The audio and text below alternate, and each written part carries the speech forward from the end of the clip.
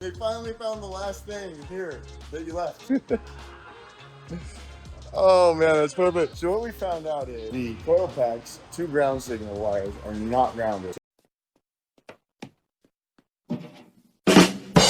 But what we're gonna do here is these 2 black wires here, we've got power and then signal. That's the yellow wire. So red is power, yellow is signal, and then these are ground. So these are not grounded in this loom. So somewhere between here and wherever he has mated all of them together to get to wherever that ground loop is, we'll find that and fix it. But for now, we're gonna peel this back, take those parasitic clamps, come into here, and then give ourselves a ground and see if that fixes the problem.